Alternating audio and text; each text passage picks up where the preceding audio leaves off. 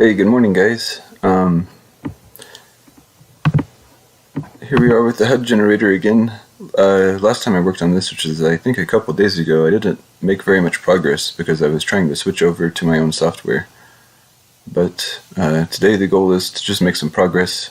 I'm just gonna focus on getting these elements to animate. As you see, it's about 5:15 in the morning. You guys, if you watch this, you're seeing me before I even have my coffee. So, yeah, I'm just waking up, and let's see where we left off. I don't know if I showed this last time, but I just added a simple on mouse down function that just logs where the mouse is clicked if we click on the canvas. So maybe I should bring that up that I've added that in there, because I thought we were going to animate last time. And let's see, I've hooked up a mouse, so I'm not pounding on the keyboard so much. It's gonna probably mess up my amazing sound effects, but hopefully the clicking won't be quite so dramatic. So you can see that this is just logging the point on which we're clicking on the keyboard. So eventually I'd like to be able to click this and have it change color and animate a little bit.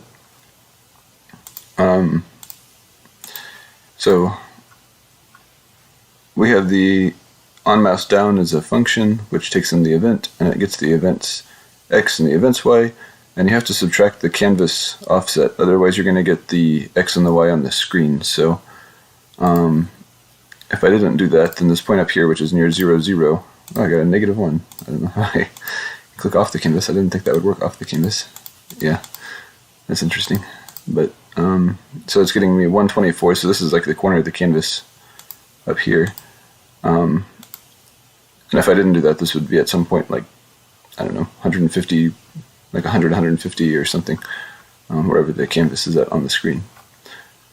So that makes the top left corner 0, 0 when you subtract off the offset left and the offset top. And then last time we were switching over to object-oriented programming. So we've got two circle elements in our code. One is an object and one is a function, and I'm going to comment out the functions. Now, this is why I wanted to switch over to my program, because this gets annoying to work with all this. I could delete it, but then it's gone forever, and that's probably okay. Maybe I don't need this anymore. I could branch this off into another file, but then I've got to start managing a bunch of different files, which is also probably okay. Just, version 1, version 2, and so on. But it would be nice if there was just an easy visual way just to break off the next piece of code without having to have all this junk inside my code. But it was slowing me down because if you watched the last video, there were some small bugs to work out in my program, especially with copying and pasting nodes. Eventually I'll get it working smoothly so that we don't have to worry about that.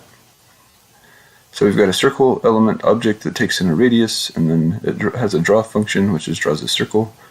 The arc element, which takes in a radius and a width. Okay, good. So I didn't think I had that, but I do. And the blank element, and does that mean we didn't do the spokes? Oh, we did. We need that too.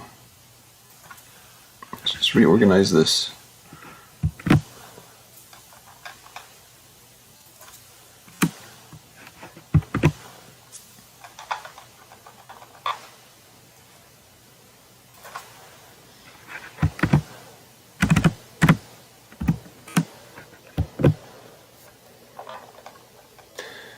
And this stores a radius 1 and a radius 2. Oh, well, that's what it's passed, and then it also has, okay, good, the spoke's width. Right, because this is the width of the lines that are being drawn, the rotation, and the number of spokes. Okay. And then we need to create this HUD element.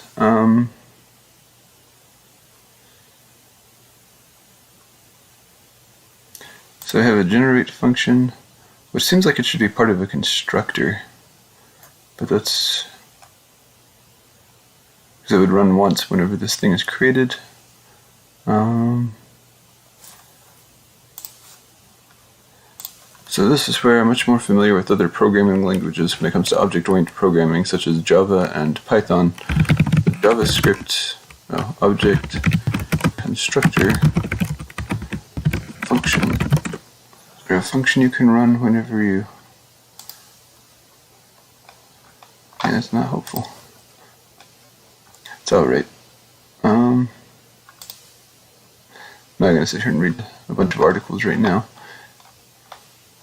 This name, maybe it'll show me real quick. Yeah, this is like super basic, so we'll just have a function that we run whenever we make these things.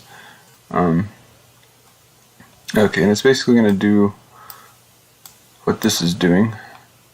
So what I'm going to do is just copy and paste this code.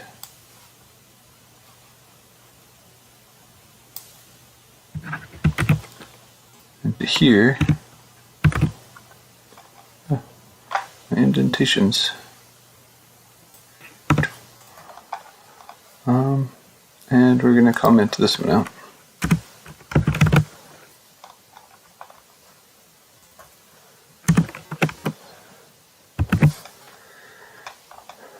And we want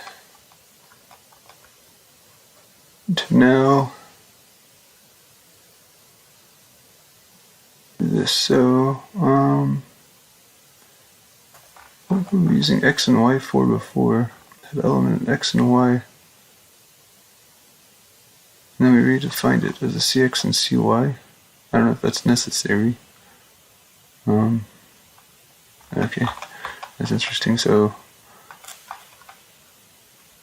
we'll just change everything. This I don't think we need, and then we need to make sure, yeah, CX and CY are going to be replaced with this dot X and this dot Y.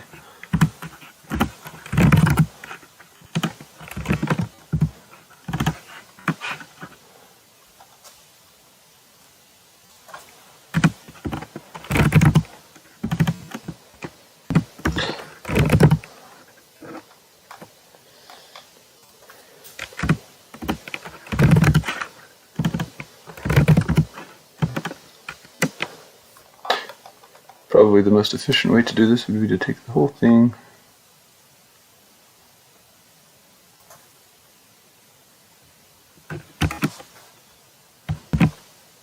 paste it over here, okay, and then just find, what's it, XC,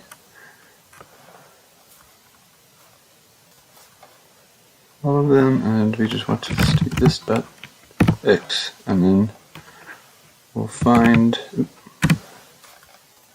like that, and then find YC, and then we'll find all, and then we want that to be this dot Y. Okay, and we'll paste it back in.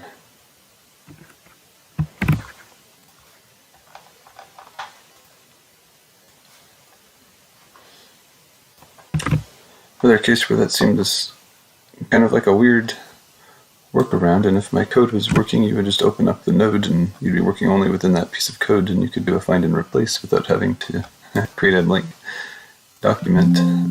Not that it's a big deal, but it just seems like a funny workaround. Oh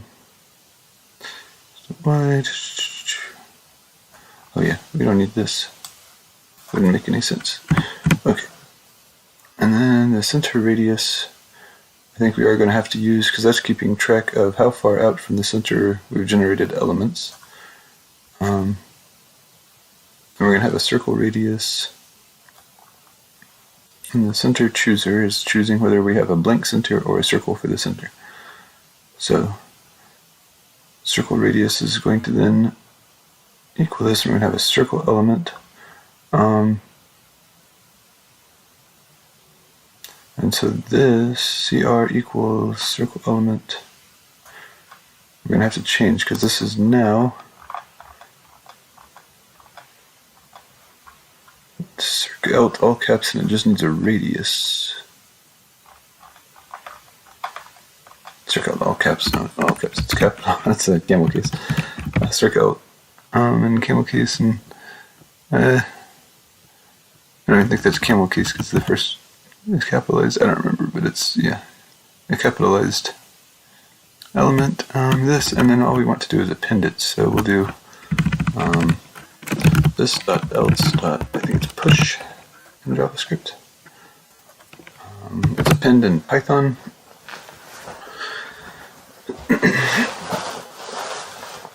I'm not even sure if we really need to have these blank elements. It's basically just a blank space. So probably adding the radius would be enough. I think maybe we were returning something before, but I'm not so sure we need to do that. I think we could just simply do CR equals CR plus 10 plus math.for 10 times math.random, because that's the blank space that was being added. So I'll probably get rid of the blank elements, and if it's supposed to be blank, we'll just add something to the center radius.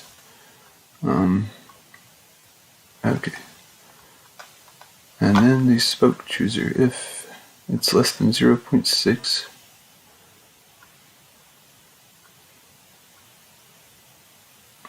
these just generate two numbers, okay. And then the spokes element,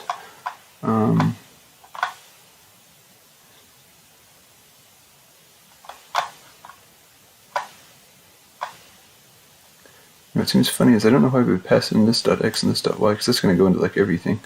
Let's take this out and just define this thing with a radius. No point in storing everything's going to be centered on the same thing. So the circle that just has a radius. Don't know what I was doing. So yeah, we don't need the x and the y. I thought of that before. I guess it must be the right thing to think about. Okay, so we've got the center radius, we've got that. So the spokes element, this generates this. We're not going to pass it in x and y. We just need a radius 1 and radius 2. And that's these two things that are generating the inner radius and outer radius. So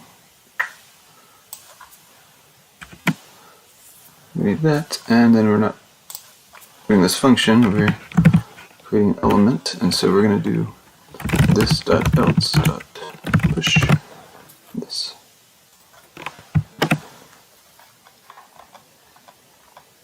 And let me make sure it was, yes, spokes element, I just capitalized it, okay. And then we're going to go to this thing that's going to generate all the arcs. So choosers at random. If it's less than 0.7, we're going to let WW, which was the width of the arc, equal this. I should probably say, remember I wasn't thinking, remember I haven't had my coffee and it's 5:30 in the morning here. Let's just call it width of the arc.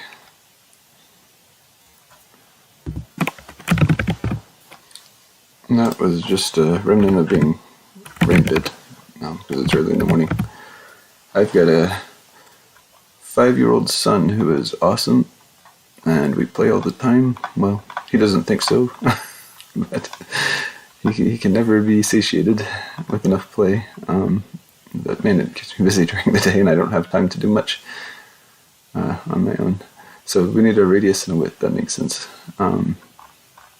So 5:30 in the morning it is.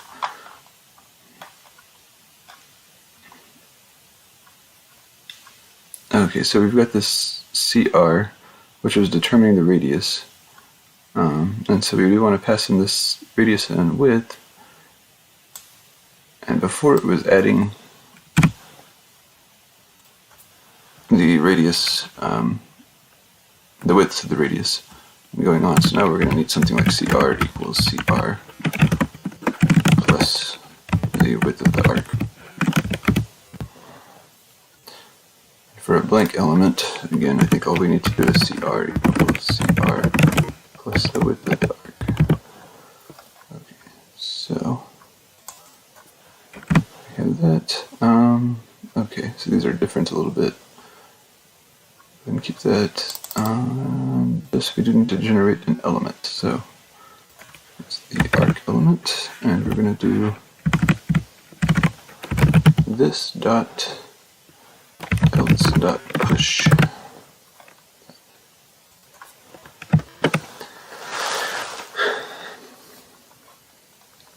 And I believe that should be enough.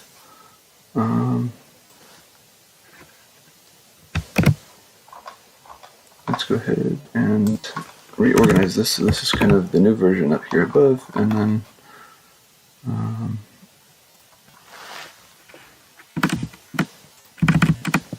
we'll stick all this in the same comments. So that way, if we need to switch back and forth, it's a little easier. Comment and comment one block.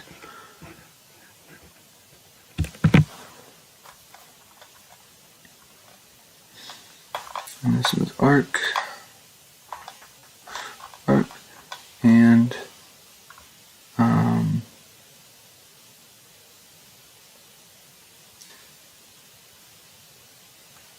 why do I feel like I've lost something? I've got this.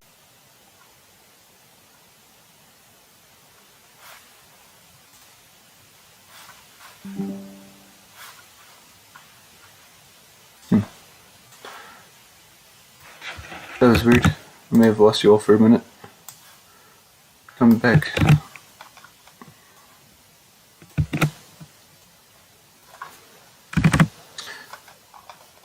Okay, and then we need to generate this. So now whenever we generate, we're gonna create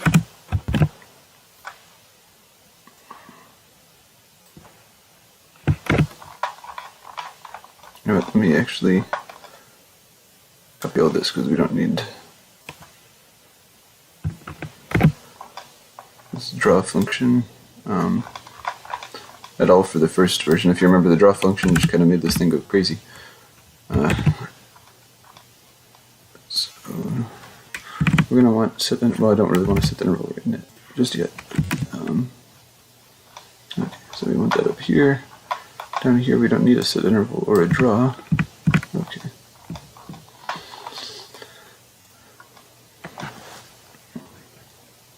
And draw was to generate, which doesn't make sense. Yeah, that's not what we're going to do. Filling up, I don't really want to do that anymore because I want to see what these things are going to actually look like. And we have our HUD elements. So let's create a global variable. Usually I try to keep those at the top. So here's our globals. And let's let HUD else equal an array.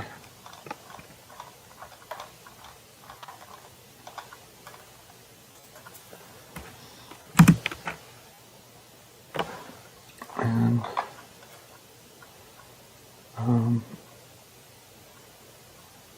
we're going to pass an x and a y, and then we're going to run the generate function. So HUD else push one HUD else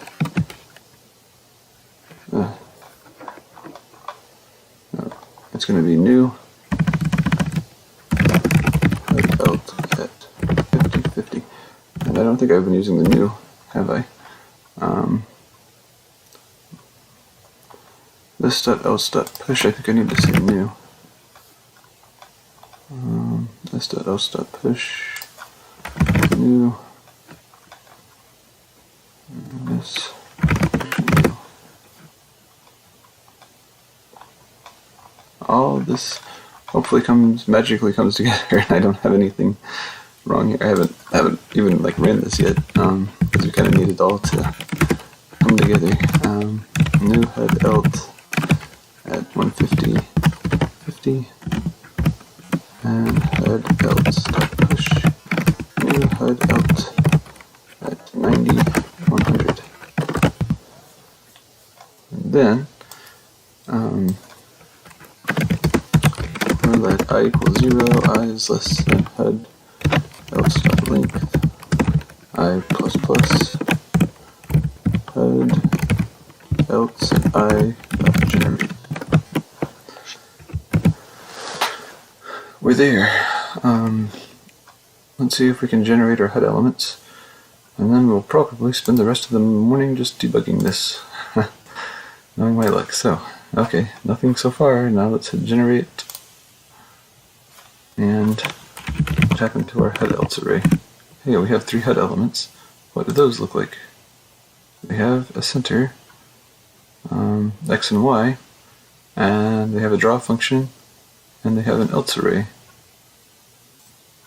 And hey, this one ended up with a circle, radius 18, and spokes, and a bunch of arcs, a lot of arcs. Oops, the arc started at 0 and went out from 0, so that wasn't supposed to happen. What did we miss? I think whenever this circle radius comes in here, we pushed it, but we also need to add that to the center radius. So we need to do CR equals CR plus circle radius.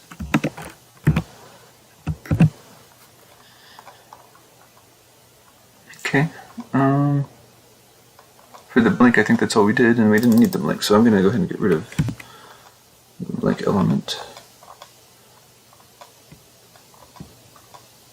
Doesn't really need to be an element. Or an object. Maybe it'd make it clear in some case that that's just leaving a blank space. So be something we could see in our array here if we needed to. Okay, I've generated it, and let's look at our HUD elements.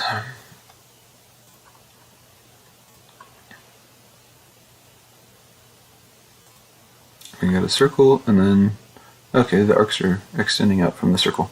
The circle's at 16, and the arc's at 19, and so on. And we've got our start angles and our end angles in here. So now they're saved, so now we can draw. And how are we going to draw this? Pretty much we just want to do for I equals 0, I is less than HUD else length, I plus plus, HUD else at I dot draw. Okay, so we want to draw these, and then pretty much the same thing up here. Let's generate, and then for I equals 0, I is less than this dot else dot length, I plus plus, this dot else at I dot draw. And we need to pass in this dot x, this dot y.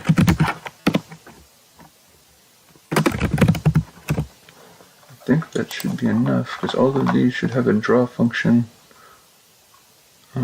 Actually, I didn't pass in x and y into these. Oh, okay, good. This one and this one has x and y. Yeah, so that's all they need is an x and y, and everything else should be handled.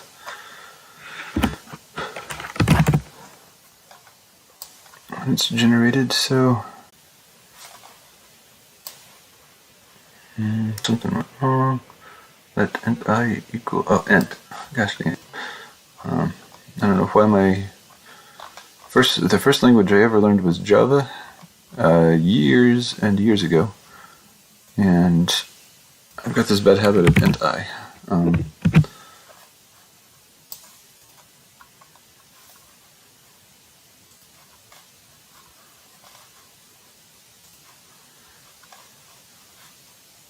Generate console. Did I generate it? Okay. And then for now, I guess we're just running draw here. Awesome. I got a circle. Let's see what happened here. Spokes width. to know what that is. So that's something that I passed into this element that I remember. Spokes. Oh, but I forgot the this keyword. This dot spokes with.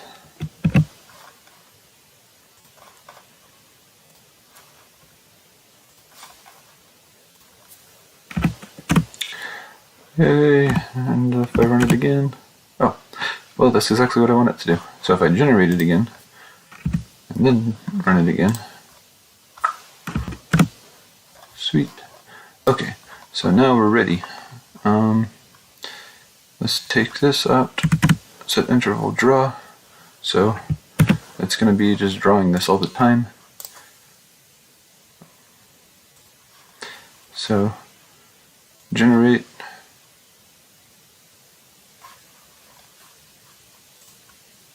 okay, oh, well, that's fuzzy because I forgot to clear.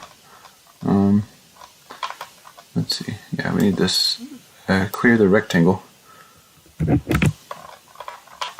So it's drawing it over and over and over again, and for some reason there's this kind of bleed in canvas on HTML. So it's kind of bleeding out of its draw area, and it looks fuzzy whenever you do that on top of each other. It doesn't if you clear the rectangle, because you don't really notice. Oof, what happened there? It doesn't look like it's... You know what? What do our HUD elements look like now? Yeah, we're just generating... Oh, HUD. Oh, I can see it. Yeah, we're just generating more and more. So, whenever we generate, I'm going to redefine HUD else as equals... Just an empty array first. Okay, so generate, and then generate, and there we go. We're back to where we started after all that work, but not quite, because we're drawing this over and over and over again, which means we can animate it. And we're not generating new elements with every loop. So next, let's change this.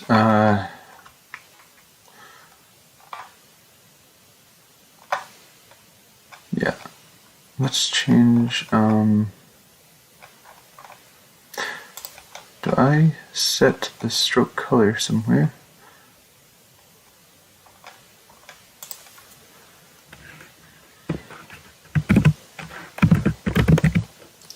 Yes, I do. Stroke style black on the window.onload. Okay, that's fine. And the fill style is black. I don't know, maybe I'm filling the circles. Yeah, I fill the circles. So, let's go to our HUD element. Say this dot color equals. How do they do this in JavaScript? I believe it's hashtag. I'm pretty sure it's hashtag.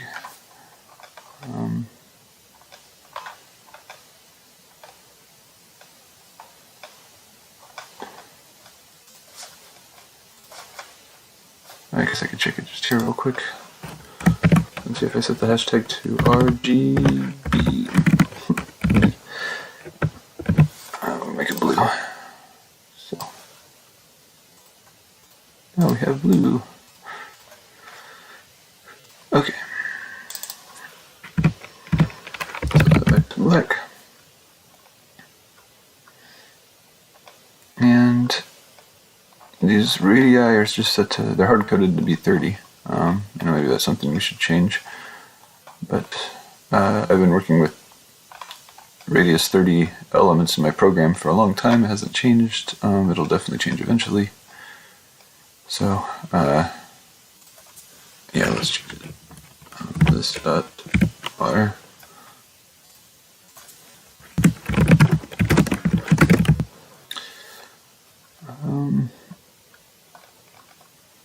And then while CR is less than this dot R. That's what we need to do. And We're going to generate, and everything's just radius. So we'll make one radius 30, one radius 50, and one radius 25. And so we might need to spread this out a little bit. So if this is radius 30, that's going to go over to 80, and this is, I think they still don't overlap, or they shouldn't. They're not overlapping now, are they? No? Oh, that one might. Let me move that down a little bit. Even though I made it smaller. So over 90 down, let's make it like down 115 or something.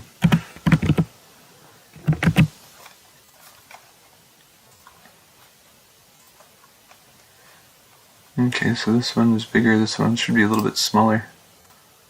It's not really noticeable. I can make it down to 20, but I'm afraid that inner circle, I don't remember how big that is, it might just be a circle. I guess that doesn't matter. I just want to see some different sizes. And we could eventually even just change it so it's a percentage, so that circle can't be too big, but okay, this looks okay. Alright.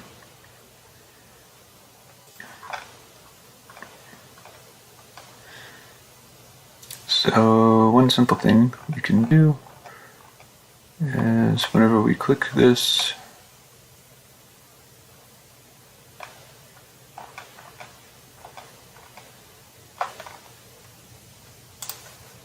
one mouse down equals this function.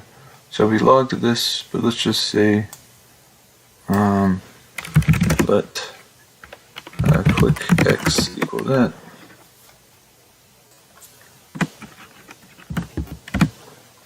And let clicks y equal this. Okay, and then for let I equal 0, I is less than HUD else.length I plus plus.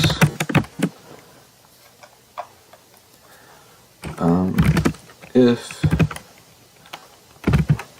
click x is less than HUD else at I dot radius minus HUD else at I dot radius, this should be the x value. So if the click x is less than that, the x element, or the x position plus the radius, and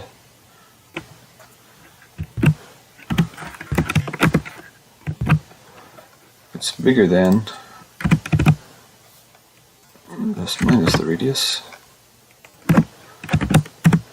I'm going to go ahead and nest it just for readability, because I don't want it to be this really long line. Okay.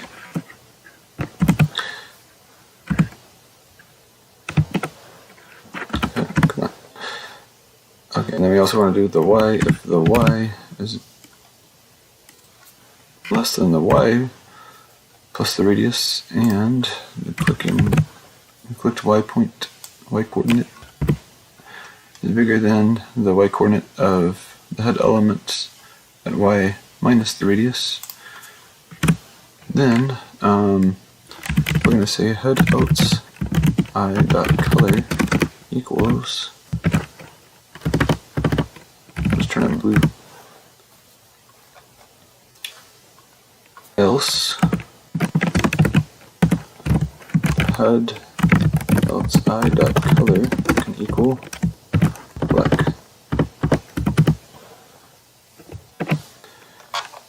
Since I'm using this for black, let's just go ahead and this is black.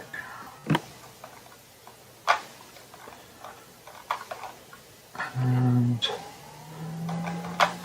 that, and whenever we draw, we are going to set the stroke to the color, the stroke and fill, which I did here, but that's not necessary, so let's cut this out. And I'm going to onload function and put in the draw function. where it makes more sense. Little by little, the code starts getting long. Okay, so we want to do it in this for loop.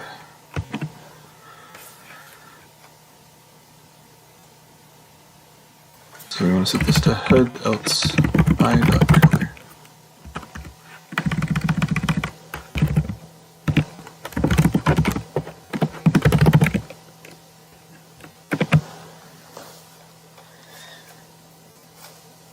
Okay, and let's see. Sweet, and if I click off of it, it turns black. Well, some of them do. What's going on with that thing? Huh. I don't know why it... Maybe I need a border around my canvas so I know I'm clicking on the canvas. Let's go do some fancy styling up here on our canvas.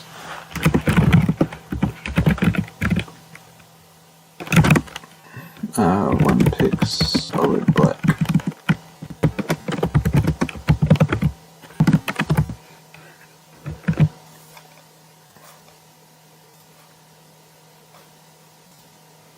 Oh, I've got everything like up in the corner.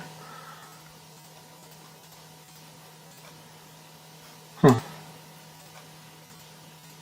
There's something wrong in the code. F the X.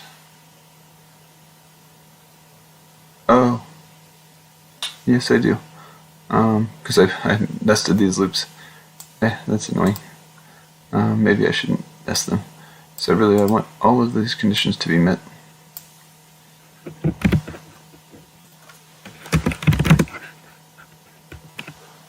Then it should turn blue.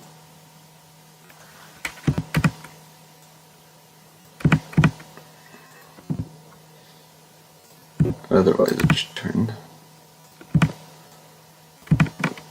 black. Okay.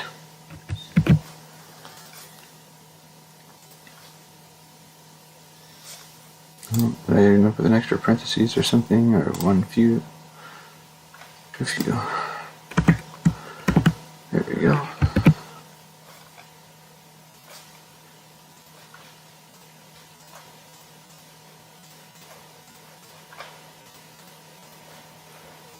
Cool. Okay. Now we're going to try to animate this thing a little bit. This I've only got a vague idea of. Oh, don't need any of that to change.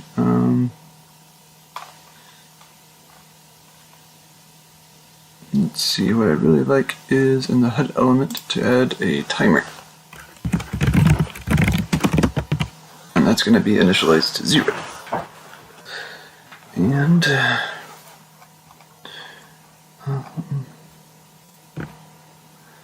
so on the click,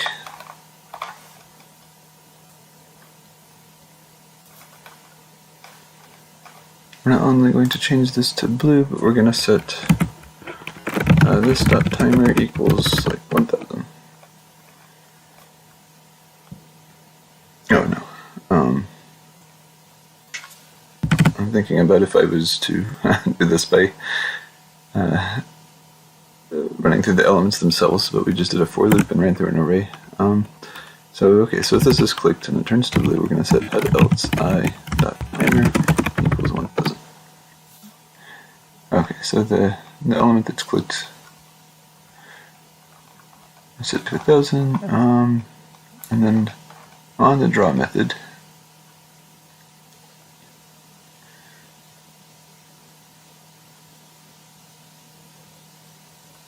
that's the draw function of the element. I went to the draw method. Okay, here we go.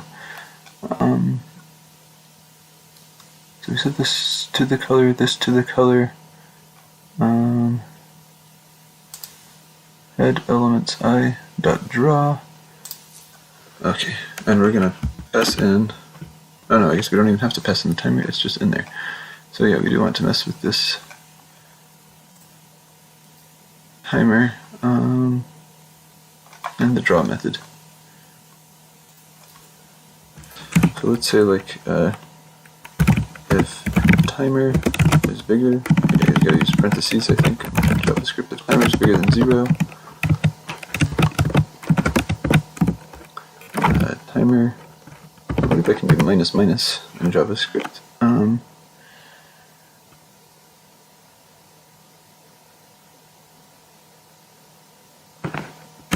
Okay.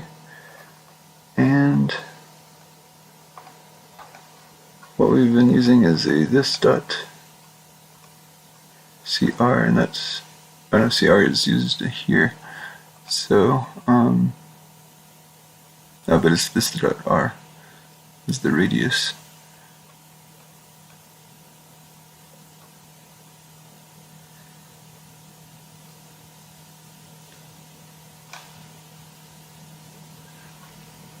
So what I'm gonna do,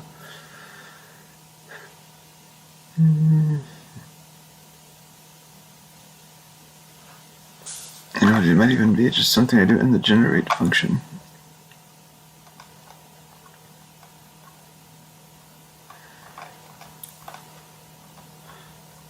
So what I would like is something that's kind of a smooth function. Let's just keep it simple at first, though. So this.timer minus minus.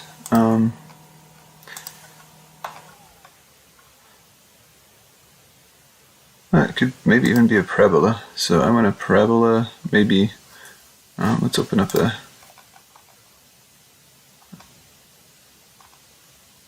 We gotta do this though. This.timer is bigger than 0.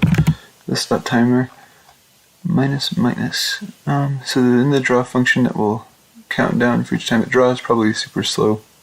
I'm sure we're gonna have to change that because it's like at 1,000. Although this is running once every 50 milliseconds.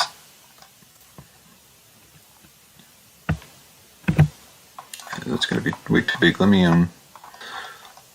first set the timer.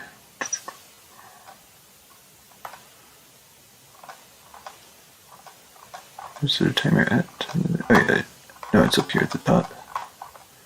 I set it to 1,000. Even 100 is probably gonna be too big. So 100 times 50 is 5,000, which would be like 5 seconds. Maybe it should even be something like, let's try 15. That's an odd number. Let's try 20. Oh, my alarm's going off. I happened to wake up earlier then.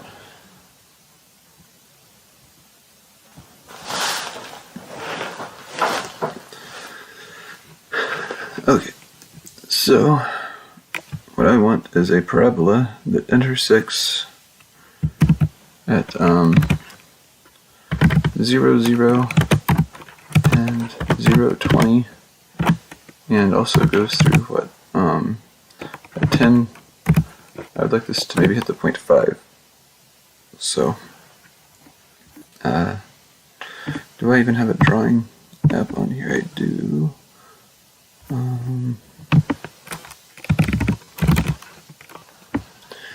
Let's go with Affinity Photo.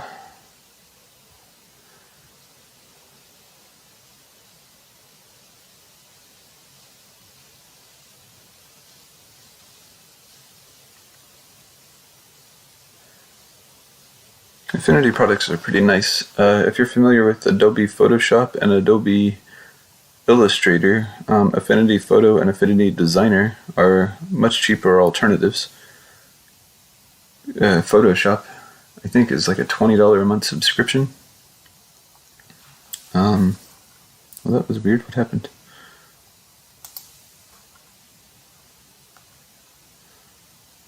But Affinity Photo, I don't remember how much it is now. Might be $50, but it's not a subscription. It's a one-time thing. So you pay for it once, and it's yours forever. And they let you update it and upgrade it as things roll out. That's fine. That's fine. I don't know what happened there. That doesn't usually happen. So what I'm doing right now, just to explain my thoughts.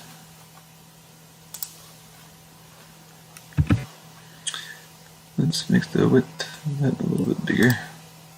There we go. Pixel layer. Okay, that's fine. This could be...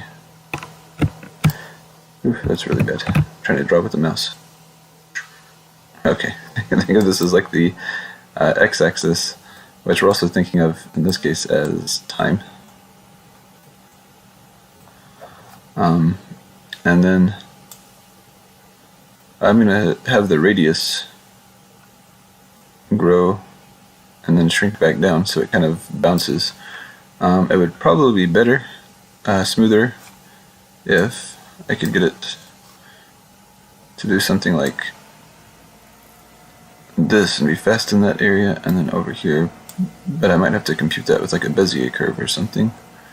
So we'll have like kind of a smooth increase and then it speeds up and then it slows down to the larger radius and then it comes back down again fast. Or it might even have, maybe it should even be like thinner, like a lot of the action should be happening there. So maybe even something like that. But that's going to be a little bit more complicated to compute. And so I wanted an even number a second ago because I'm going from 0 to 20. Because I set the timer to 20 on a click. So really I'm going to go this way because I'm going from 20 down to 0.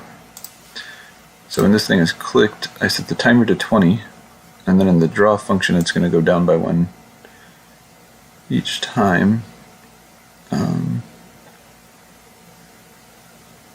This draw will set the timer down 1 until it reaches 0 again, and then it will stop animating because it will hit 0. And let's see, so a parabola that does this, it has been a while since I have done a parabola. I've had to come up with an equation, so now we have to do some basic high school math. You know, I have a PhD in math, but I've got to think, I think it's this point, isn't it? Is what you gotta look at. So it's like going over 10 and up 5. That's what I want to do, because I want to hit 5 at the maximum point. So I know that's one of the points, so it's going to have to be like x minus 10 squared plus y minus 5 squared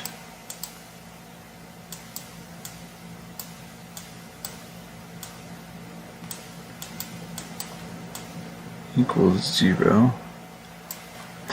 And so that way if I plug in the point 10.5, I get a solution. And then I think I just need to have, how many constants do I need? I mean, I could have at least 2. I could have a C1 here and a C2 here, but I'm not sure if both are necessary.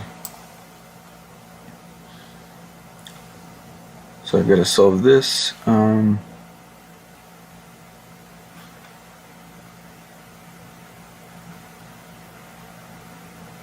going to test something out rather than having to do like a bunch of algebra. Oops. Getting some inspiration from Hyperplexed. This is an interesting looking YouTube channel that I've got up here. I didn't mean to click on this, and then I've been getting some inspiration from some Domestika courses. So hey, there's a little plug that I didn't mean to do. Okay, let's go to Wolfram Alpha.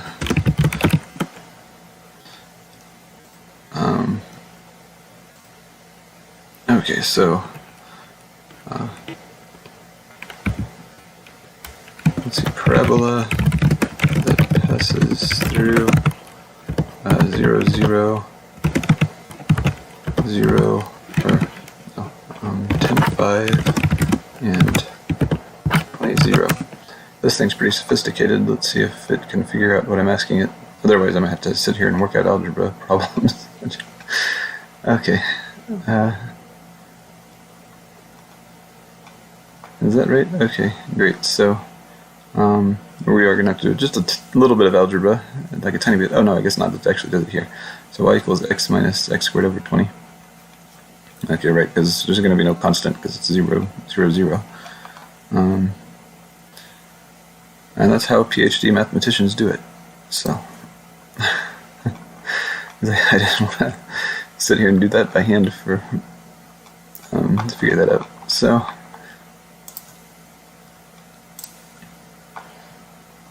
let's see. Generate, draw the radius. That's what I was wanting to affect. The radius.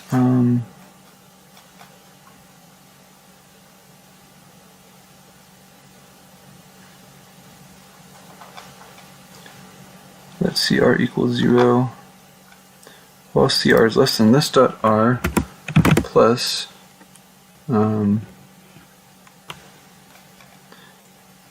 so it's this dot timer minus this dot timer times this dot timer over 20, and then we'll convert that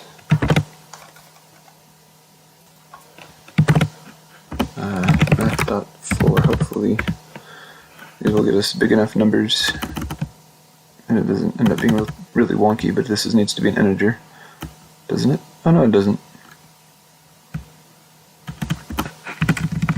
It's just doing a while loop comparison. That should be fine, I think.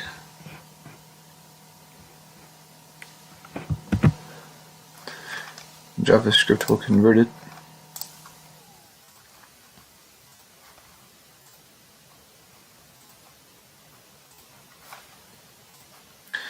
Anything going on in the console? It's hard to tell if that's actually working.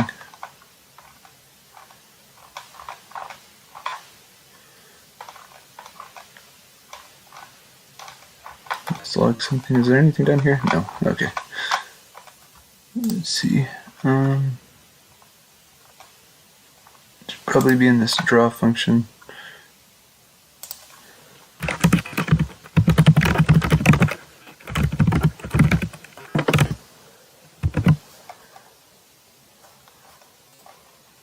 Oops, okay. I'm gonna work this out. In fact, I think that I had something wrong here. It should be plus a constant.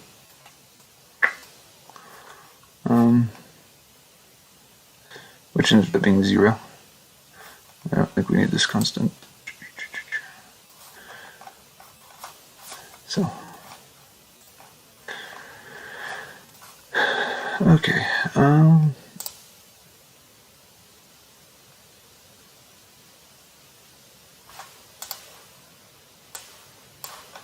Did I save that for a minute?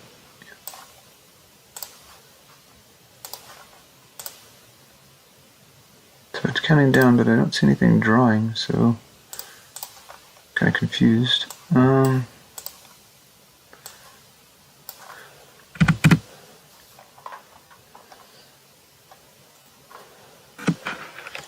While CR is less than this. Oh, I don't have any. This is just in the generate function. What am I doing? Yeah, this wouldn't be the place to put this. Because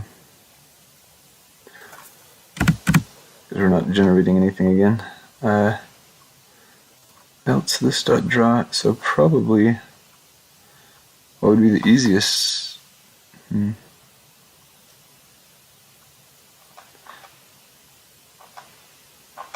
Here's our draw. Oh, yeah, this is the draw function.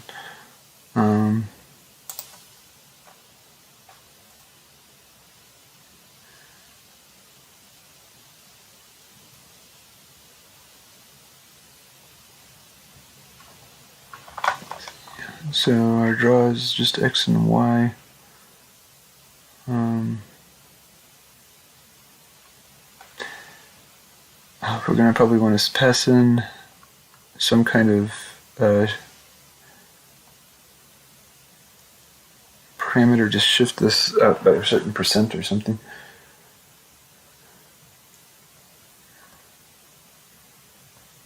I'll just do something really simple at first. So we had these scale elements, and we could just do it with a scale. This isn't going to quite work, but at least we can get the idea of what this is going to look like.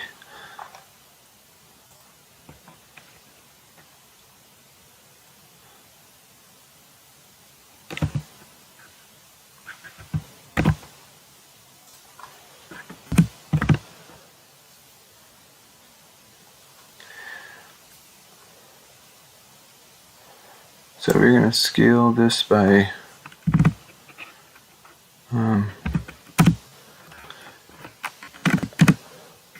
okay, so let scale equal 1. I probably shouldn't. I guess it's CTX dot scale. So scale. I'm going to scale it back down to 1 over scale, 1 over scale. Okay, and if the timer is bigger than 0, then we're going to say scale equals scale plus this dot timer minus this dot timer times this dot timer 20. So if you can see what I'm doing here is just plugging in the timer for x. Right, so it's like x minus x squared over 20. Now I'm going backwards, but it doesn't matter because the parabola is going to look the same backwards and forwards in time. Like if I'm at 15, that's the same value as 5. If I'm at 1, that's the same as 19. So and then all we're going to do is scale it up and scale it back down. The reason this isn't going to quite work is because it's going to scale, I think, from the the top left corner. So this thing's going to, like if I click on this one, it's going to go out this way and then back in. Whereas I'd rather it scale from the center out. But hopefully that... What's going on? Is it just too small?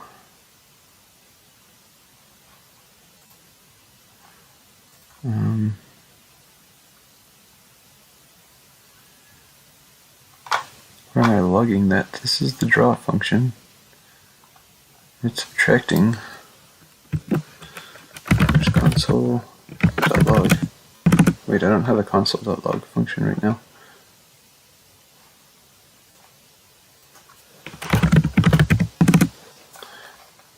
Okay, I've saved this. Need to refresh this.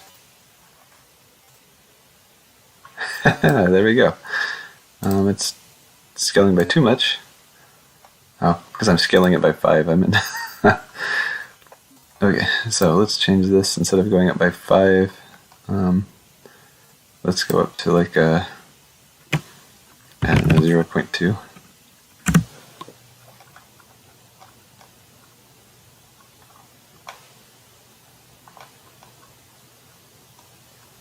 So it's now 0.04x and 0.002.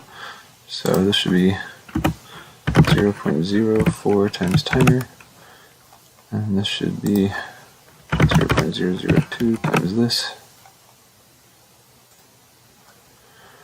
You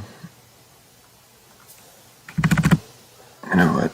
I wonder if it's smart enough to say, if I just put in a variable here, 10, h.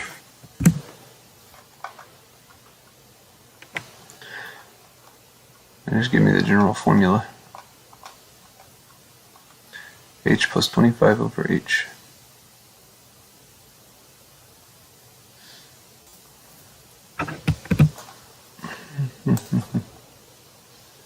Yes, I can work that out, by the way. It's not that I can't work it out, it's just I don't want to do it on video.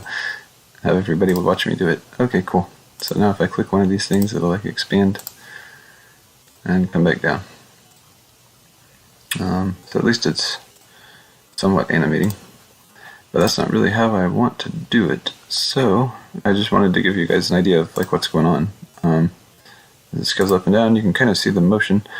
I don't know that I like, because see, it hits kind of hard. At first it just like jumps and then it slams it back down. Bam. Bam. I'd kind of like it to smooth in and out. And the fast motion, it's probably the opposite actually of what it should be. I'd like the fast motion to be happening in the middle. Like, it pops out and then slides back in. That's okay. You know what, actually this might even be better, I don't know. Yeah. Let's see if I can get them all animated. Go, go, go. Okay.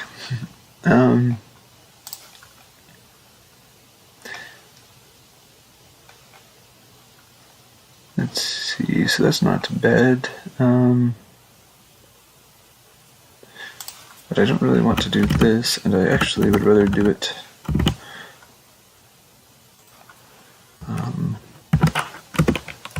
here. And so I guess I'll pass in a scale, what we're calling scale.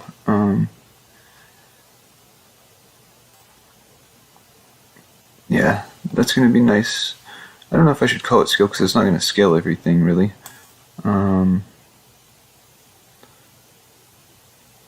But it's going to go from,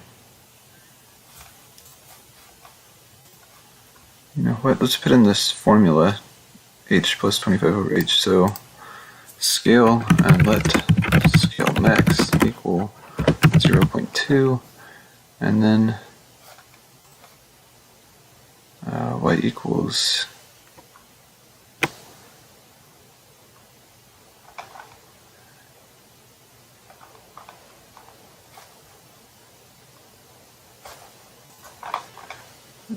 let's see if I can put this as L.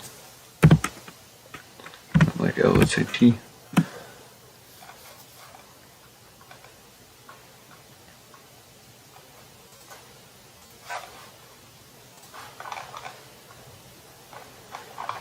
Maybe I'm getting too general for it. Well, I should probably work that out. No, because that should be T over 2. Let's see if I put this as T over 2 and put this in as T.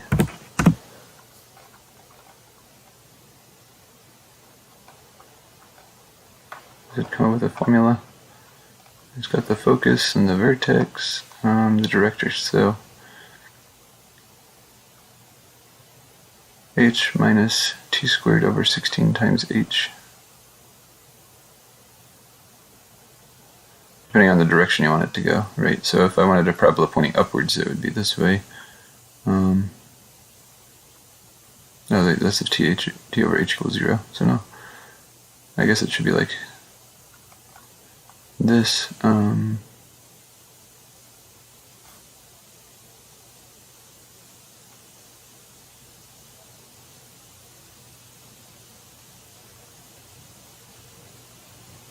If t over h equals 0, I don't know how it's thinking about this. Maybe it's not thinking of these as constants, because t over h equals 0, that would just mean t is 0, which would mean this is just y equals h.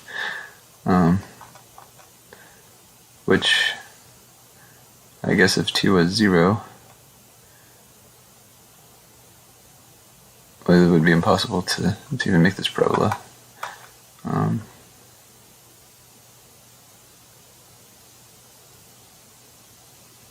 But that's going to give me an upwards facing parabola like this.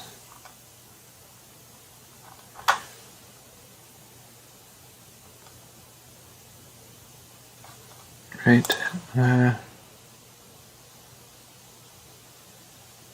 minus this.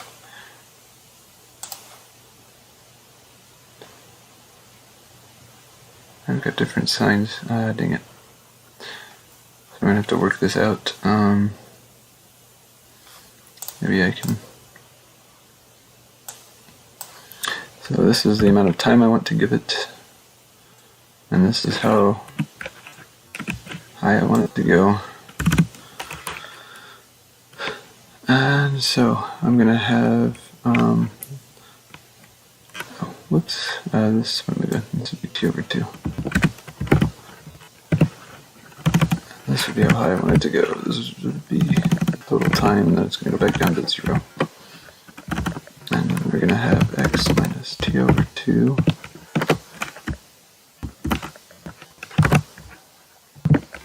squared plus y minus h squared equals 0.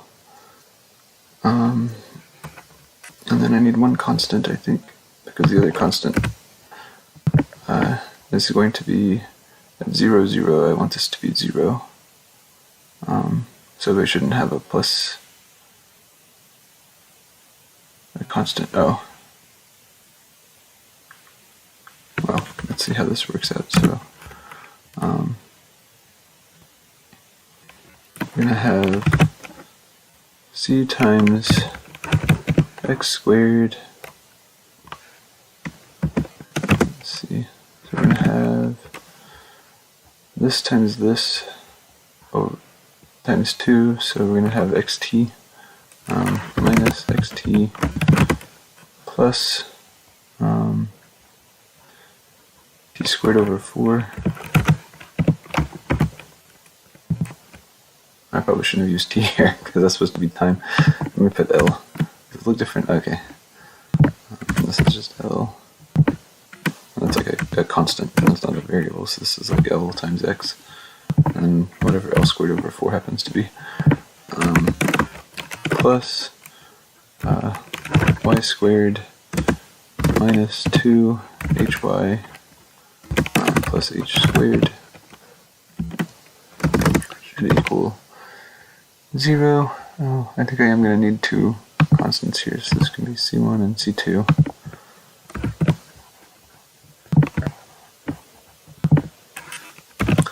And I use the other two formulas to get to solve for the constants. That's what it's going to be. Okay, so first let's try plugging in 0, 0. So that says that L squared over 4 times C1 plus h squared times C2 equals 0. And then the other one we have to plug in is t comma 0. So if I... Oh, no, that's L comma 0.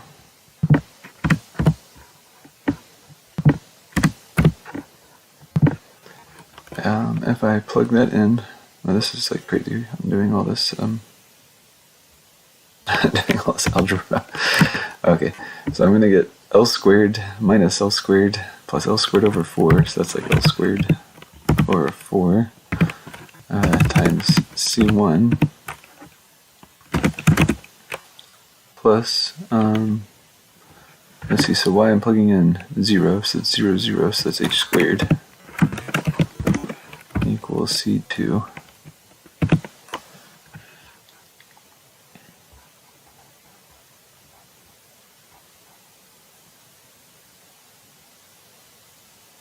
Let me double check my work. So this,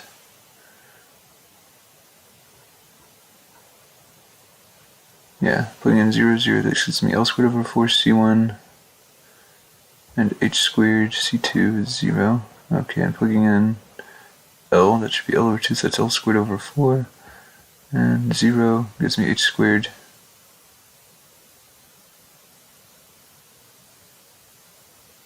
Oh, this should be times C2.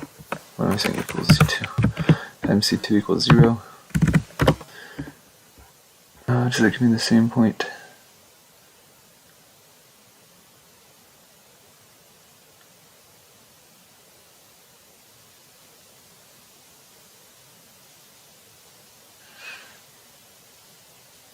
And that gives me the same point twice. Okay. So,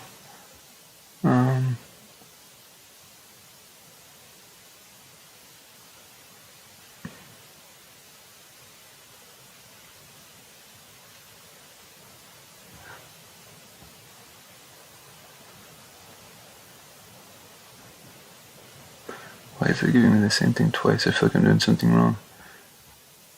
If I plug in 0, that's going to be the squared. If I plug in L, that's going to give me, when it's squared, it should be, yeah, it'd be negative in one case, but it's when it's squared, it just goes back to L squared over 4, and y is plugging in 0 both times. So yeah, that gives me the same point twice.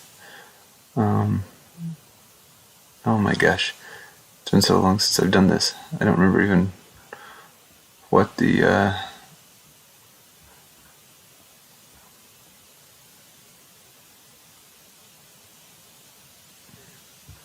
what the constants should be. Maybe I don't need two constants, maybe I just need the one. So let's see, if I just take out C2, I am pretty rusty on this. So we plug in that, but I'm going to get C1 equals 0. Right? No, I would have h squared. So, let's see. Plug in L for x. So that gives me L squared over 4 times C1, and 0 for y. Yeah, it leaves me this h squared. So then I'm going to have C1 equals minus h squared minus 4 times h squared divided by L squared. So then I have to rearrange the formula.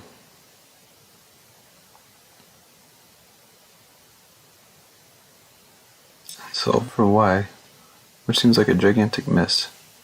Because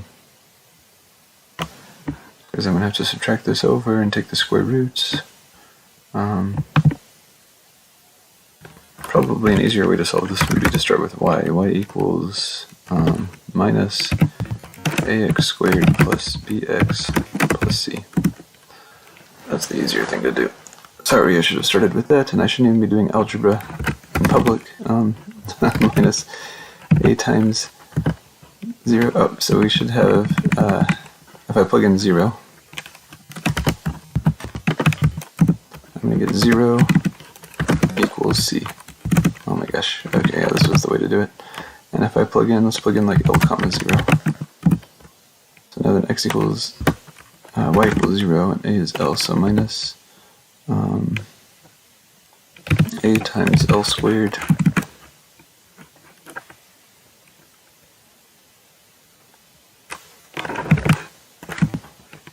squared plus BL, and then if I plug in the other one, which would be L over 2 comma H, then I get H equals minus A times L squared over 4 plus B times L over 2. And then using these two equations I can solve for a and b. So I have 0 equals AL squared plus BL, and this divided by 4. So let's multiply this by 4. So 4h equals minus AL squared plus 2BL. Now if I add these two equations together, I would have 4h equals the minus AL squareds will cancel, and I would have 3BL. 2BL plus BL, 3BL. Okay. So now then I know that B equals 4h divided by 3L. I hope I'm doing this right. It'd be something I would do on pen and paper instead of typing it out to a Word, like a text editor. So 0 is this, h equals, so this is L over 2. Plugging into x squared, I get L squared over 4 plus BL over 2. And multiply by 4, that gets rid of that 4. Did I multiply? Okay, yeah, this was over 2. This 2. And then I add it together. Okay, it's all looking right.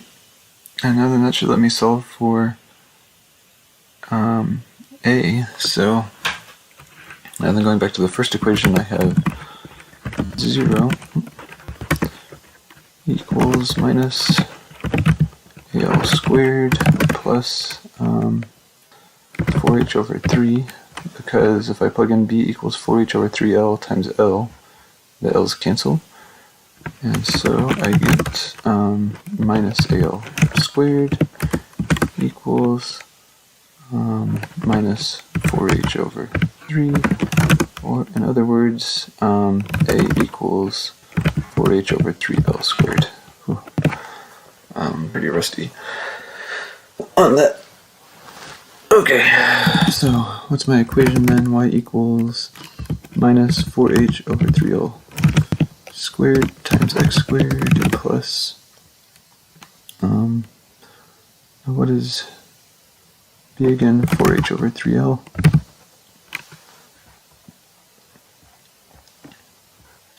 Okay, so we have two variables in our code. One is what I'm calling scale, but scale is like the height that I want to go up. So let's let's see. So this is going to be going through parabola through 0, 0. Let's see, L over 2 h, and then 0 comma h. Oh, no, L. 0. I hope I did that right. 0, 0, L over 2h, and L 0. Yeah, this wasn't what I used in the end. I just used this formula. Okay.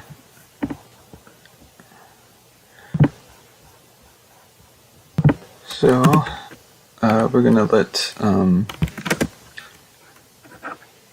L equal 1, or no, scale max. What I called scale max is going to be h equals 0.2.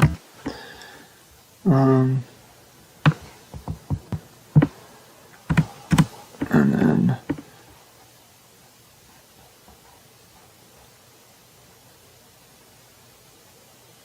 scale equals scale plus that.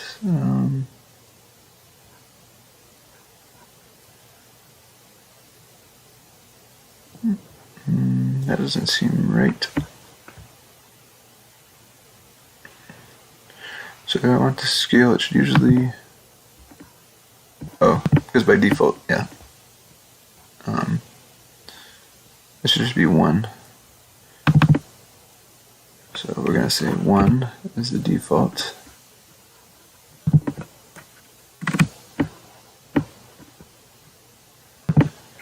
So if timer is bigger than 0, timer minus minus, and we could even just compute this in general. So if it's 0, it's 0, and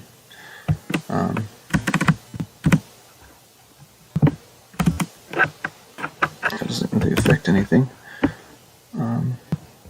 So we're going to add 1 to the parabola.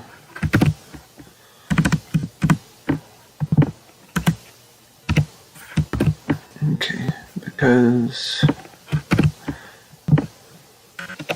Oops.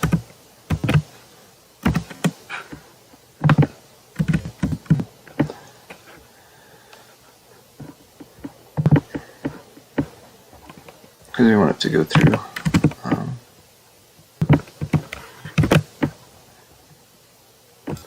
why am I keeping this on the wrong side? So it's going to go through 0, 1 to h plus 1 and then 1. So they extend this from h. So it's always going to have a plus 1 here. And then this should be minus 4h divided by 3 times L squared. So should be minus 4 times h divided by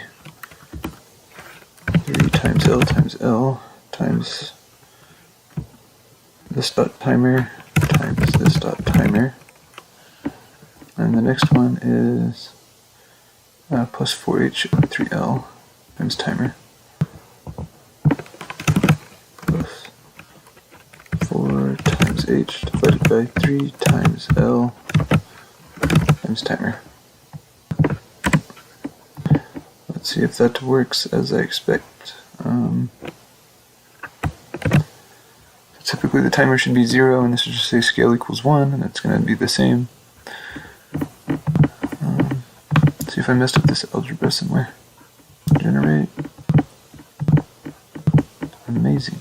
It just disappears. Something's wrong, obviously. Ugh.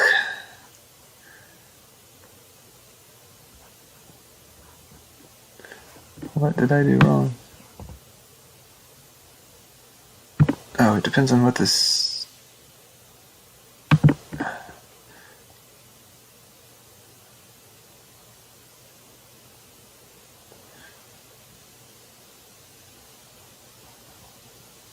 So the timer is going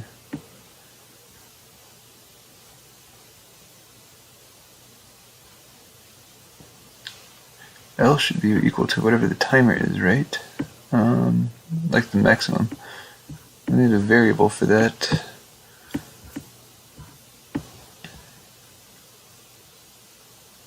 So it's on the click function. On the click function, we set the timer to 20. So we're wanting L to be 20 because that should be the total duration of this thing. Yeah, otherwise this is going like, it's only expecting it to go from 1 to 0, and the timer's going all the way from 20 to 0, so it's like way off the parabola. Or it's on the parabola, but it's, you know, if we were to look at the picture of the parabola, we just wanted it to go from, we wanted it to go from one part to the other part within a certain range, and it's like going way off along the parabola. So let's hope that that works. Yay, it works. Okay. Now then, we need to set that somewhere. I guess it might have to be a global variable, although I don't really like it to be a global variable. It'd be nicer if it was somehow associated with the element itself. CTX timer. Okay, here we go. HUD I dot timer equals HUD else I dot anim duration, maybe. And then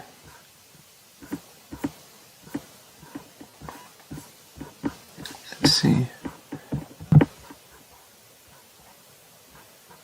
Whenever we do this, L should be equal to this dot anim duration. And let's just mess with this dot anim duration equals 30.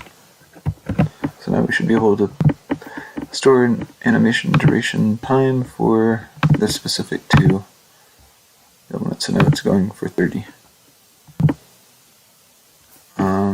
Let's see, if I take HUD else at 0 and change the anim duration, I could set that equal to 10.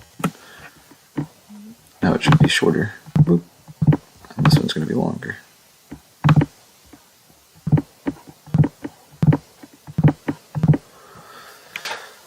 That's not bad at all.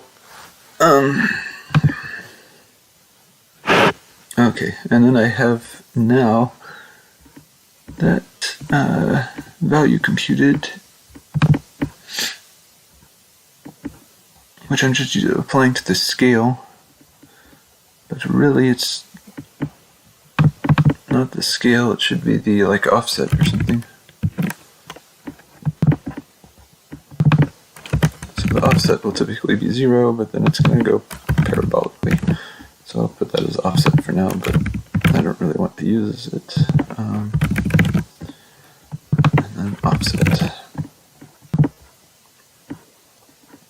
Oh, okay. I forgot JavaScript is so forgiving, so I'm passing in an offset into these functions, and they don't even have a parameter to take in there, I don't think, because I'm applying to each element, but every element now needs some kind of offset, and I can animate these differently. Offset circle, there's an offset, and that's it. No, not that, the draw function, it's an offset. Am I putting it in the wrong place every time? The arc element,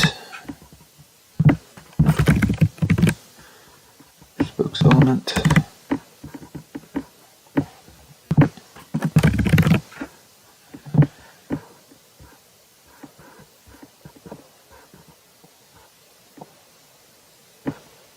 cool. So now we have this sort of parabolic offset that's going to return to its initial position. We're going to draw all this. Let's make sure this works before I go on, it's just that I haven't broken anything, and then we won't do this sort of scale thing, because that's obviously not what we want to do. I think we want to make this a little faster, so the animation duration is going to be right down to 20. And of course, I could also set what I'm calling the H value too, so I could have it go to a larger peak or a smaller peak. So let me show you, I guess, what I'm saying is, let's say HUD elements at 0. Oh, I don't have a variable to do that. Yeah, so I can't quite do that.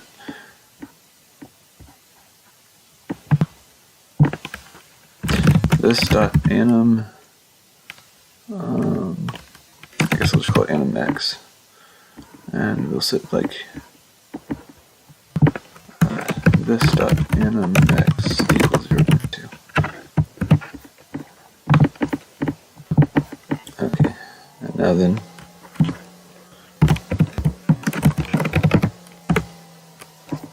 did I save this? Maybe I didn't refresh this.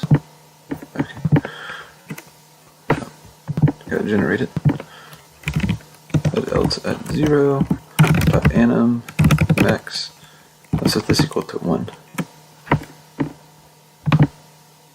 So now it comes out farther. In fact, let's make it really crazy, because the whole point is to be able to see it. Let's set it to 5. So now it should get way out there. Or these are going to be small because they're at 0.2. So these are scaling up by 0.2. This is scaling up by 5 times. Okay, so that's all fun and games. Now we want to not scale it. That's not the point, especially not that way. I mean, we could scale it, but not from the top left corner. It's scaling from here. This is like our 0, 0. Everything is scaling up, and so it's scaling up, but it's shifting in the coordinate system, because this is at some point. Like if this is 1, 1. When this scales by 5, starting from here, this 1 is going to scale all the way to 5. So this top corner gets pushed way out here. That's why it's just coming this direction instead of scaling out from the center. So it's kind of like we want to set the 0, 0 to here and then scale it up, which actually I think we can do with a translate. I think we can translate it, scale it, translate it back, draw it,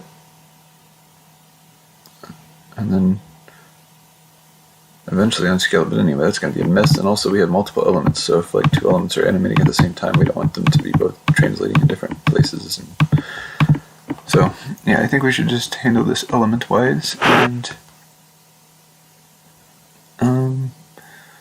we can probably do some pretty cool stuff. So like the spokes, we can make them longer. Let's see, we draw this to R1 and R2. So let's say now we pass in an offset, and we have an angle increment and a theta. So let's let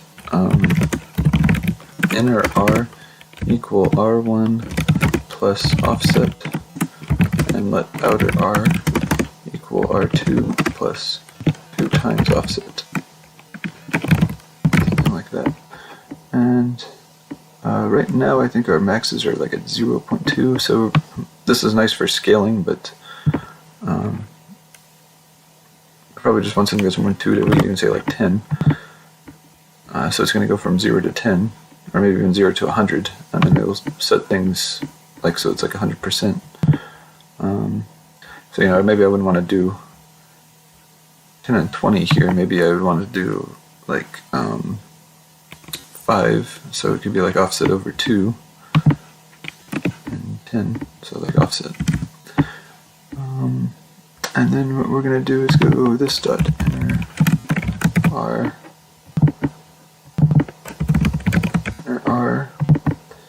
and there's not this anymore. I need this above, so these should be the inner R's. These should be outer R.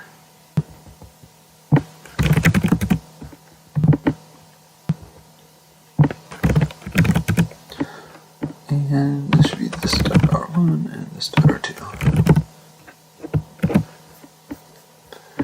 Okay, so typically the offset's 0, but then whenever it does do an offset, it's going to scale it so that these things...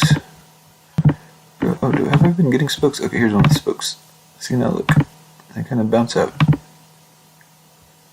So these won't do anything because they don't have spokes, but now then the spokes are kind of bouncy.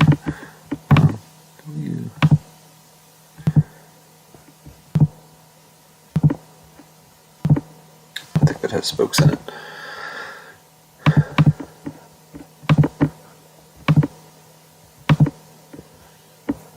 Maybe I want it to be a little bit more than that. So let's make this 0.8 times offset and 1 point. Actually, let's make them well, they were growing because they're going to be longer. So that's going 0.8. This should go to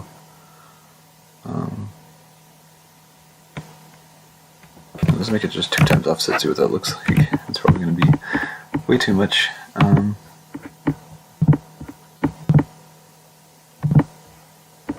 It's kind of fun. Whoa.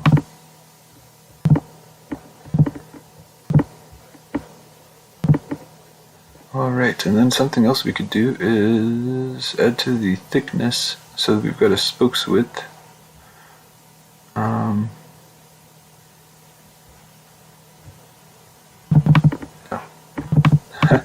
I was going to try not using the this keyword, but I think we need this, don't we? And where am I not using it? XY is just passed in. Oh, okay, I guess I tested it and it didn't work, so I put in this. This dot spokes width. So, let's see. What we're also going to do is let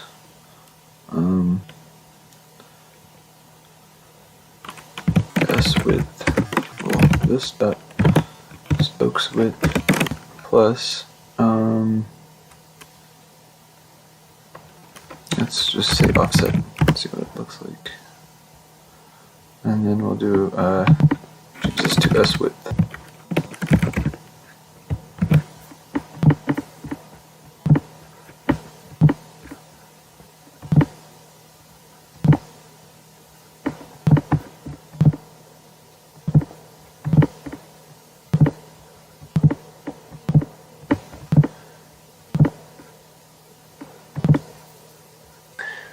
And the last thing I might do is this, not the angle increment,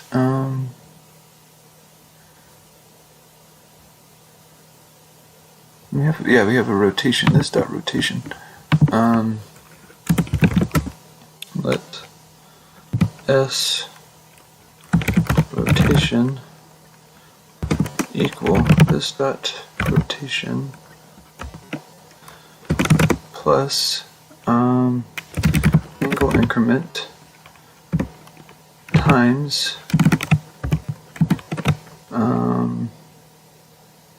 what did we make it? We set it to 10. So we're going to do offset divided by 10. And this is going to be plus S rotation. So it's going to, like, all the spokes are going to rotate over to the next spoke and then go back. And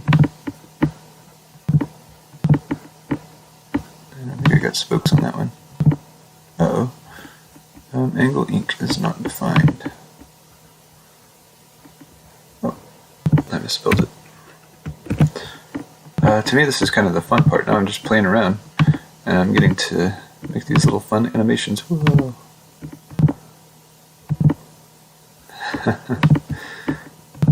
So when I click on these, they're gonna do a fun little bounce.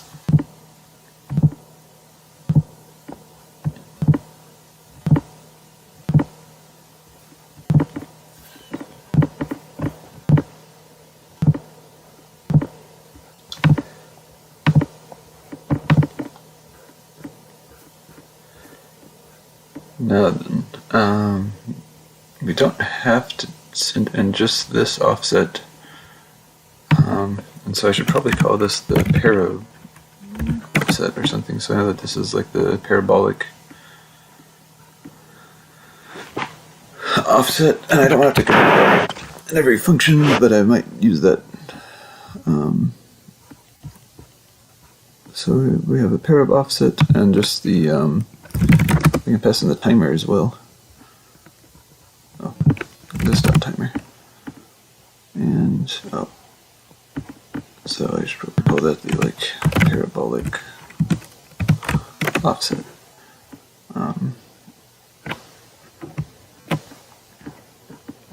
So let's go up here.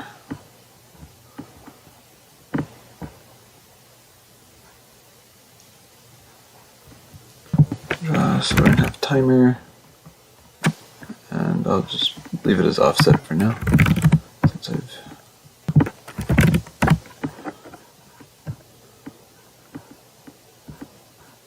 okay. Oops.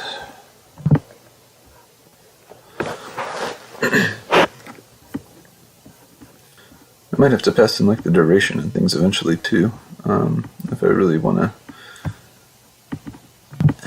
Because yeah, L is this dot anim duration, and I've got to figure out what I've set that to, because it's going to matter. So anim duration is set 20, or I should fix these at like 100, 100, and then do everything like relative to that.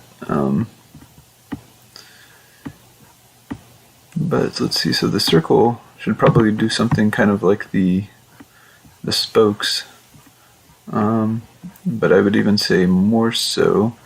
So let's go back to the spokes animation. So this one goes 2, I might even have it go up by 3.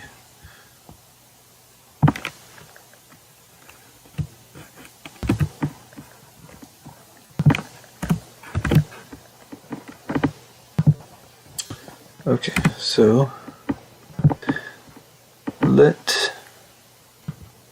just use the word radius equal this dot r plus 3 times offset. Actually, you know what, I don't know if I want it to be so big, because it's going to maybe then block the arcs, unless we also make the arcs bigger. So plus, maybe it's going to be like 1.5. And we'll draw this to the radius, and that should simply be a simple way to just animate the circles to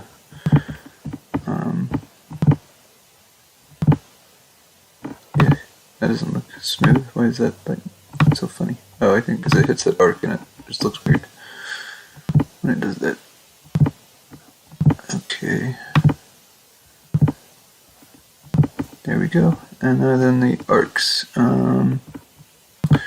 So this radius, I think I'm also going to do the same. I might even make it a little bit smaller.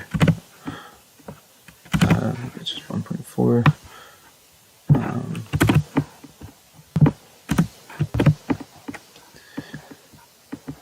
So we'll let the radius equal that, and it's going to be the radius. And then let's also animate the width.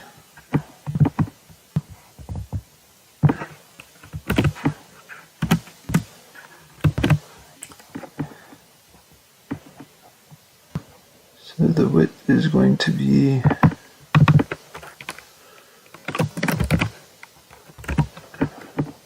this about the width. I'm going to make it get a little thinner.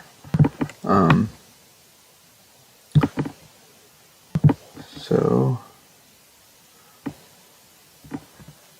let's see, we're going to do minus, this offset goes to 10. What is the width typically? So it gets passed in whenever we generate these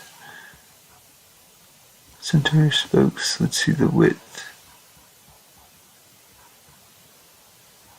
is something between 1 and 4, so I don't really have a lot of room to make that smaller.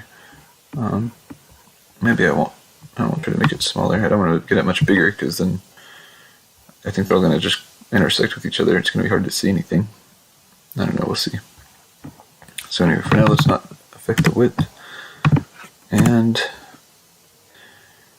we're going to say this dot S angle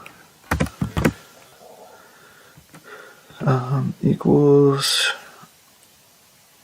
let's say, or let's do start angle. Let start angle equal this dot S angle plus, so the timer goes to 20, so we're going to say 20 minus timer, so it starts at 0.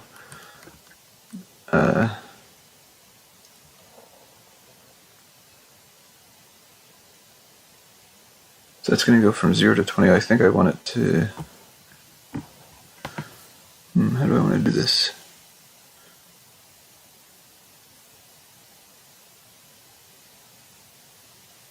So really I want it to be something with like 2 times math.pi.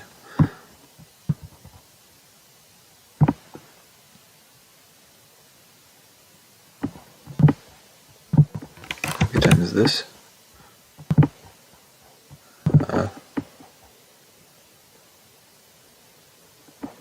But that's too much, over 20.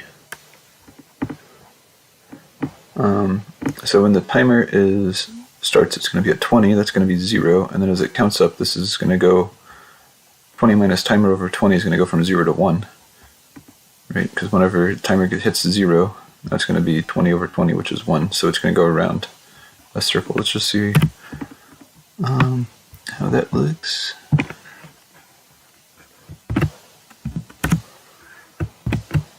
So the end angle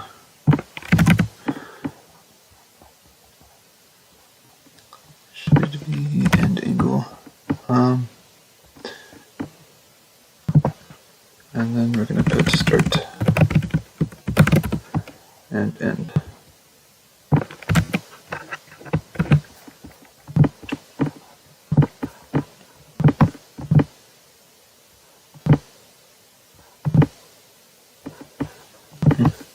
Here's one that says, I wanted to love spokes. See how that looks.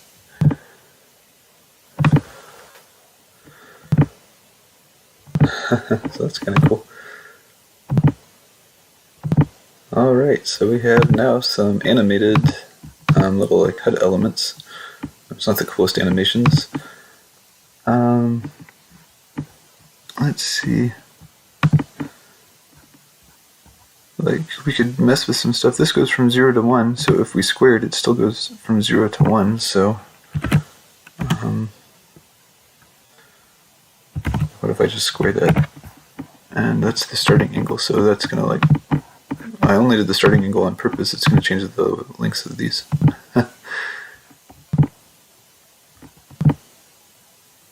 So they get longer as it goes around. It's kind of hard to see in some cases, that one you can tell that it's short there and then it gets longer.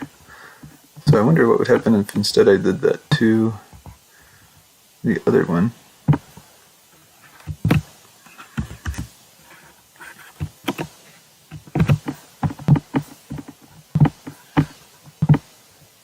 So it'll get shorter, but it might pass at some point too. I don't like that very much. It's just a circle. I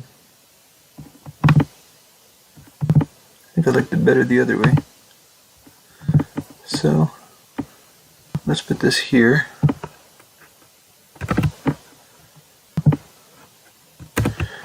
Another thing we can mess with is this goes from 0 to 1, but if I divide that, instead by 10, it would go from 0 to 2, so now then that one's going to go around twice. I don't know what that's going to look like. Probably would have to do that for both of them to make that look interesting. Oh, yeah, it gets kind of weird. Maybe on one that has a lot like this, that looks kind of cool. But on one like this, it doesn't. And maybe I could make it depend on how many there are. So that kind of works, but this one's going to look weird. Yeah.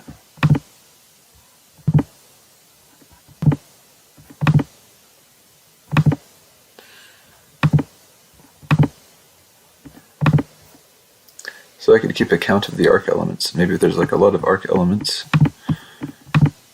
it would do this animation, and if there are not many arc elements, like in this case, it would just do the other animation. I don't know. It's not like it looks bad. It's kind of interesting.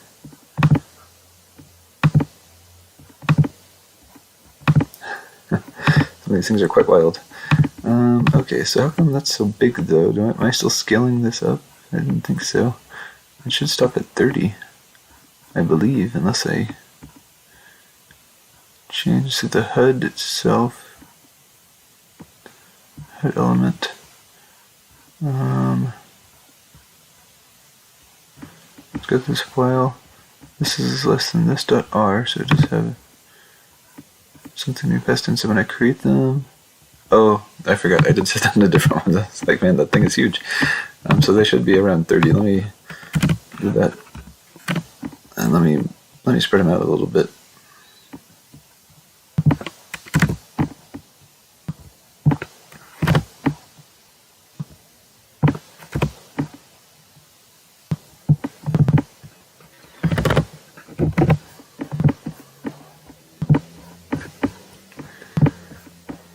Okay, so that might end up looking something like this.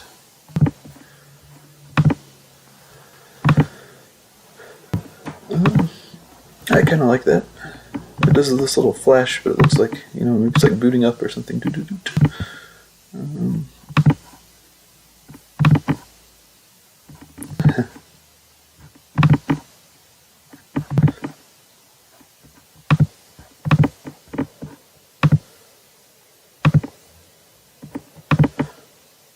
it's like running its own little program.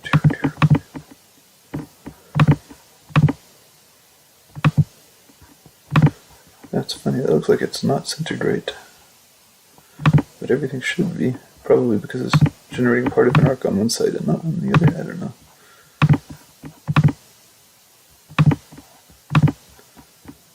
I kind of like that. I think I'm just going to leave it like that. Awesome, made some progress today. Got some things animated. So, like I said, the idea is, I think these are 30 by 30. They look small. I don't think they are actually. Maybe they're like 20. See what happens if I go 20. How these little things work, but I can adjust the center circles down. I might have to. 20. Thinking about replacing these in my program, which you click and they turn blue, with these, so they have a little bit of personality. And then when you select them, you get like a little animation instead of it just turning blue, so that it feels a bit, maybe a bit more interactive. But I think that's enough for today.